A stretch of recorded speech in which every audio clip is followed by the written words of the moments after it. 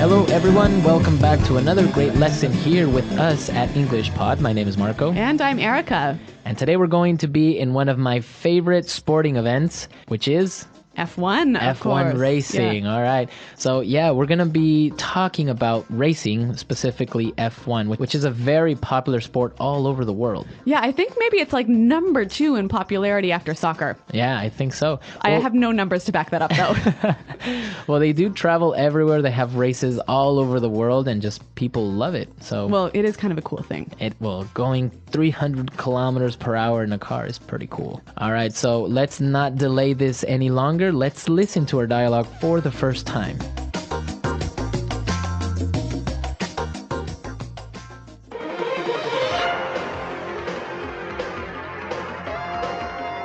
Welcome back, racing fans. My name is Rick Fields, and as always, I'm joined by my partner in crime, Bob Copeland. We're in the last stretch of this very exciting race, and Kimi Räikkönen is leading the pack with only 4 laps to go. They're heading to turn 3, and Lewis Hamilton tries to pass Räikkönen. It's a close one, and oh no! Hamilton hits the wall. He came in too fast, jammed on the brakes, and spun out. We have a yellow flag, and the pace car is making its way into the track. The cleanup crew is towing the heavily damaged car, and the green flag drops. Räikkönen is still in the lead with only 2 laps to go. Smoke is coming out of his car! He seems to be having engine trouble. He makes his way under the pit, and Fernando Alonso takes the lead! How unlucky for Räikkönen, and this race is over, ladies and gentlemen. Alonso takes the checkered flag.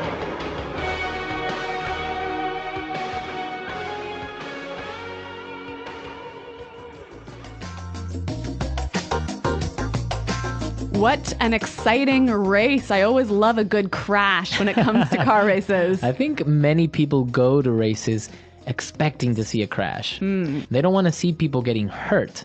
No, but a little bit of... Like the emotion of just car crashes and stuff. Yeah, a little explosion here and there. All right. So now we saw some really exciting language related to racing. So why don't we look at that now in language takeaway? Language takeaway. All right, so we were talking about that crash, and I think what led to the crash was the driver jammed on the brakes. Right. He jammed on the brakes. To jam on the brakes. Okay. Now, if I jam on the brakes... You push the brakes really, really hard and really quickly and really suddenly. Right, so you jam on the brakes and you stop very quickly. So Lewis Hamilton jammed on the brakes and consequently spun out. To spin out. Okay, in the present, it would be spin out. Spin out. Okay, so imagine yourselves driving your car on a very wet road. And then you jam on the brakes. Right. So then the car, you kind of lose control of the car and it starts to spin. It goes in circles. That would be to spin out. This has actually happened to me more than once. Really? Yeah. Were you okay? Yeah, I was fine. Okay.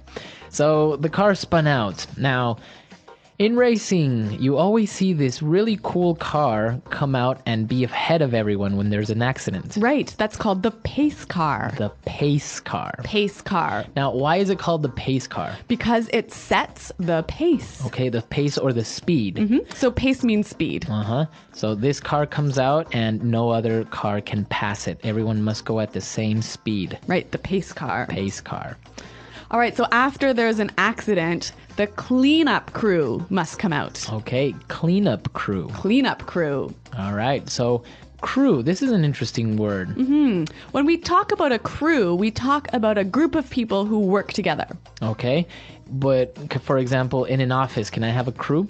Not really. Not commonly, right? Yeah, it's people who work together and they use their hands to work. They do manual labor. Okay, so I can say, for example, a construction crew. That's right. Or maybe the ground crew at the airport. Okay, or the flight crew. Also at the airport. All right. Well, in the airplane. So that's a crew. So cleanup crew. Cleanup crew. Now, they came out to take that car away, that broken or damaged vehicle. So they were towing it. Tow. Okay, the verb to tow. To tow. So what does it mean when you tow something or you tow a car? You pull something behind you. So if you're a truck, that might pull a car behind you. That's a tow truck. A tow truck. Now, this happens commonly if you park your vehicle where you are not supposed to. That's right. And your car will get towed. Your car gets towed. Yep. Very good. All right, so we saw 5 really great words related to racing. And now, why don't we listen to our dialogue again, and then we'll look at some other interesting phrases.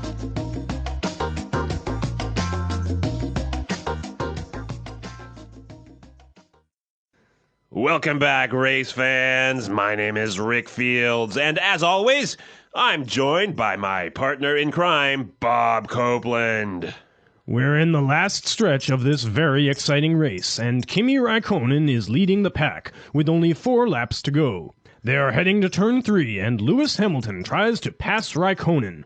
It's a close one, and oh no, Hamilton hits the wall. He came in too fast, jammed on the brakes, and spun out. We have a yellow flag, and the pace car is making its way onto the track. The cleanup crew is towing the heavily damaged car, and the green flag drops. Räikkönen is still in the lead with only 2 laps to go.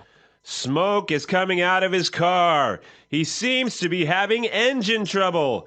He makes his way into the pit, and Fernando Alonso takes the lead. How unlucky for Räikkönen. And this race is over, ladies and gentlemen. Alonso takes the checkered flag. Okay, so now we're back, and I think it's time for us to take a look at some phrases in Fluency Builder. Fluency Builder. Well, even though we're talking about F1 racing, a lot of the language can be used in many different situations. So let's look at some of those phrases now. When Rick Fields introduced his co-host, he said, "My partner in crime." Partner in crime. Partner in crime. Now, it's not that they're actually committing a crime. No, they're not actually bank robbers. But it's a very common and friendly way of saying my good friend or The person I do everything with. right, my coworker, for example, right? But a coworker who's a really, really good friend, who you spend a lot of time with. Okay, so that's your partner in crime. It's just a metaphor, right? So partner in crime. Now, what about the next phrase? The last stretch. The last stretch. Last stretch. Okay, before we explain this word, let's listen to some examples and then we'll come back and talk about it. Example 1. We are finally in the last stretch of a very long week. I can't wait to go home. Example 2. He's in the last stretch of his college years, and soon he'll graduate. Okay, so I understand that to mean like the final length of time. Right, the last or final moments before an ending. All right, so the last stretch. The last stretch. Now, when you're on the last stretch, you just have a few minutes to go. To go. Yeah, to go. Now, this preposition to and the verb go is very easy, right? Right.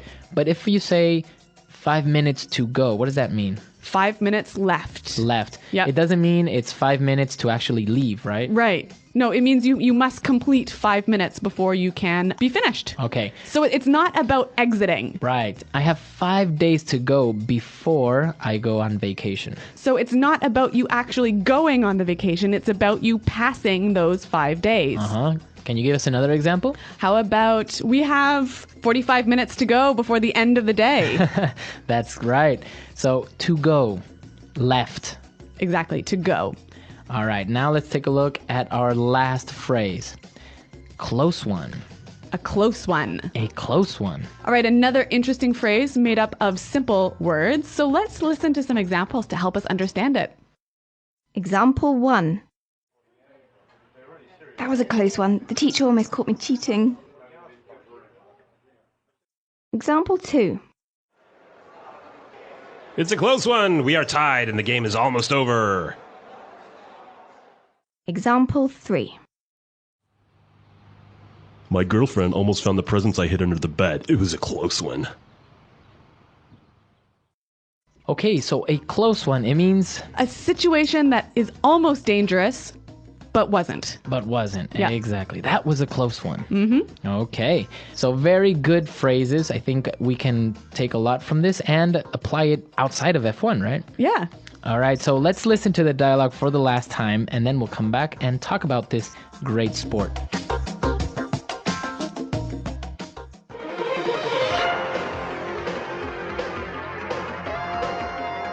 Welcome back, racing fans. My name is Rick Fields, and as always, I'm joined by my partner in crime, Bob Copeland. We're in the last stretch of this very exciting race, and Kimi Räikkönen is leading the pack with only 4 laps to go. They're heading to turn 3, and Lewis Hamilton tries to pass Räikkönen. It's a close one, and oh no! Hamilton hits the wall. He came in too fast, jammed on the brakes, and spun out. We have a yellow flag, and the pace car is making its way into the track. The cleanup crew is towing the heavily damaged car, and the green flag drops. Räikkönen is still in the lead with only 2 laps to go. Smoke is coming out of his car! He seems to be having engine trouble. He makes his way under the pit, and Fernando Alonso takes the lead! How unlucky for Räikkönen, and this race is over, ladies and gentlemen. Alonso takes the checkered flag.